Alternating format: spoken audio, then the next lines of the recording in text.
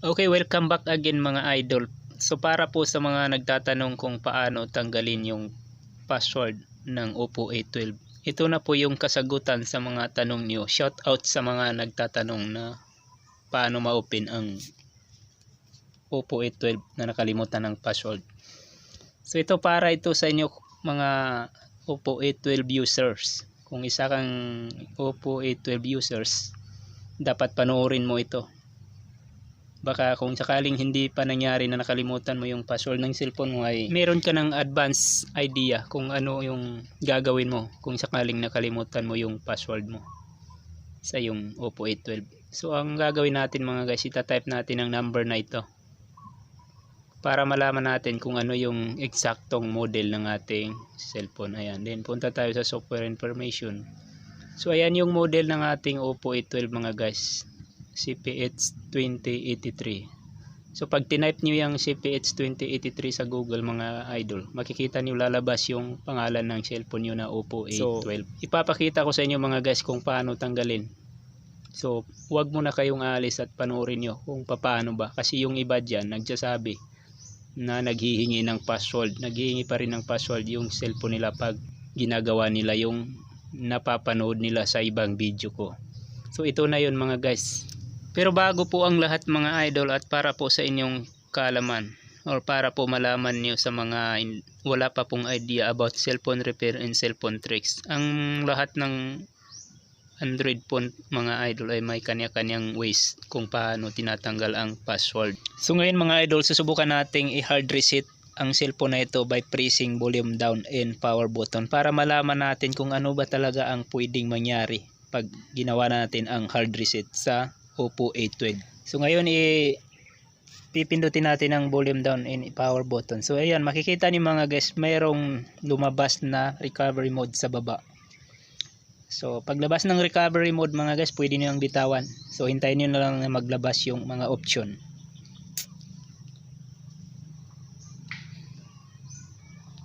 Ayan mga idol. So pipindutin natin yung option na English dahil hindi tayo marunong ng Chinese. Piliin natin yung English.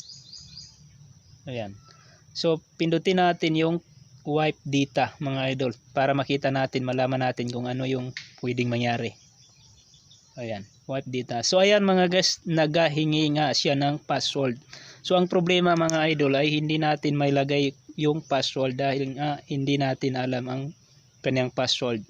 Dahil ang password na hinihingi niya is yung screen password pa rin ng ating cellphone. So yun ang problema mga guys, hindi natin siya ma-wipe data or hindi natin siya ma-hard reset dahil nangihingi ulit siya ng password pag gina-hard reset natin. Pero mayroon tayong option para matanggal natin yan mga guys. So kukunin natin yung ating CM2 mga idol dahil ito lang ang katapat nito mga guys. So sa tools na ito mga guys, sa software tools na ito, isang pindot lang tayo dito sa pull na yung password ng ating Oppo A12. So ito yung ating CM2 mga idol. So nabibili ito mga idol sa halagang 3,000 plus lang or depende sa seller. So papaslak natin sa laptop mga idol and then i-open natin yung CM2 MT2. Kung nakikita niyo mga idol, yung CM2 MT2, yan yung ating i-open sa ating laptop.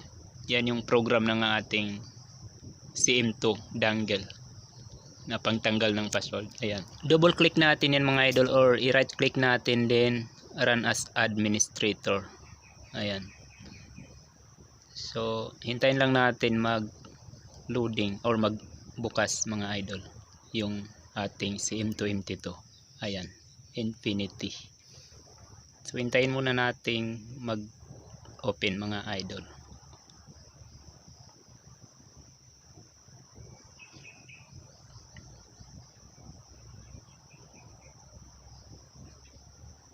Okay, ayan. Ito yung ating CM2 MT2 mga idol. Ito yung kanyang interface. So dito natin pupuksain yung nakalimutan nating screen lock or screen password ng ating cellphone na hindi natin madala sa kamay-kamay lang or hard reset. So dito sa may zero base mga idol, kung nakikita nyo, hanapin natin yung brand model na Oppo, dahil Oppo yung ating cellphone. So dito naman sa sunod na box ay piliin natin itong may A1, A12, A31, A32, yung sa taas mga idol. Yan yung pipiliin natin, dahil dyan napasok yung model ng cellphone natin na A12. Yan, piliin natin yan mga idol, click natin yan. Yan din, check lang natin ito mga idol, itong local is LA. So sundin nyo lang itong step na ginagawa ko mga idol kung mayroon na kayong SIM2, MT2. Ayan, so pupunta tayo ngayon sa service. Ayan, and then mayroon makikita tayong reset settings, format FS. Pindutin natin yung may arrow sa baba, and then piliin natin yung factory, full factory, and force plus FRP. Then pag napili na natin yung option na yan mga idol, click natin yung reset settings and format FS. Ayan, so click natin yung yes mga idol. So dapat naka-off yung ating cellphone mga idol. Yan, kung makikita niyo mga idol, waiting for device connection yung ating SIM2. So pag na-off natin yung cellphone natin mga guys, ito naka-off ko na ito kanina mga guys. So sabay lang natin pindutin yung volume down at saka volume up, and paslak natin yung USB cable na nakapaslak sa ating laptop mga idol. Ayan, dapat sabay pindot doon sa volume up and down, and then paslak yung USB cable. Ayan mga idol, so nag-detect na siya mga idol. Boot done. So hintayin lang natin mga guys, wag natin galawin yung cellphone natin, baka magka-disconnect. Ayan, reset format. Okay, ayan.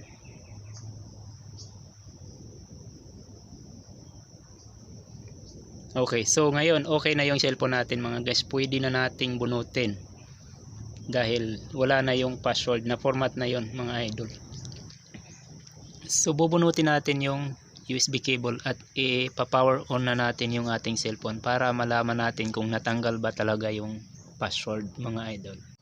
So para sa inyong kaalaman mga idol, sa ganitong paraan ay nabubura lahat ng laman ng ating mga cellphone, lahat ng mga files ng ating cellphone ay nabubura.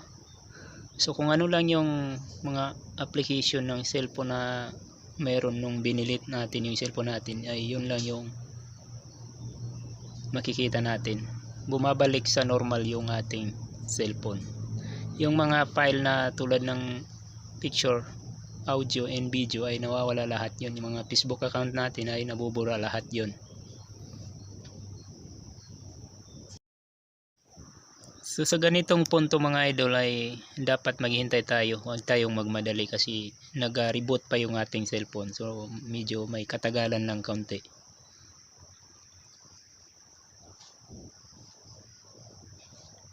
Okay, ayan mga idol, so wala na yung password ng ating cellphone. So pag nagbili kayo ng cellphone mga guys, ganyan yung makikita nyo.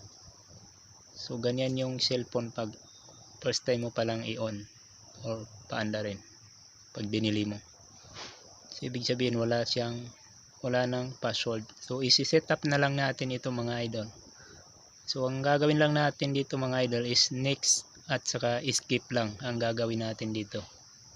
Pipiliin lang natin yung ating region na Philippines.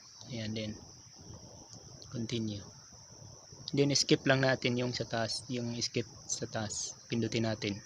Ayan. Then next continue. Continue, next skip lang ang gagawin natin mga idol. So maraming salamat sa panonood. Kung ikaw ay nakarating sa video na ito, kung ikaw ay nakarating pa sa dulo ng video na ito, ay maraming salamat sa inyong panonood at sana ay may natutunan naman kayo sa ating video tutorial na ito ngayon. At kung baguhan ka pa lang sa ating channel at hindi ka pa nakapag-subscribe, huwag mong kalimutang mag-subscribe at i-hit na rin ang notification bell at piliin ang all para lagi kang updated sa mga bagong video na ating i-upload. Maraming salamat again.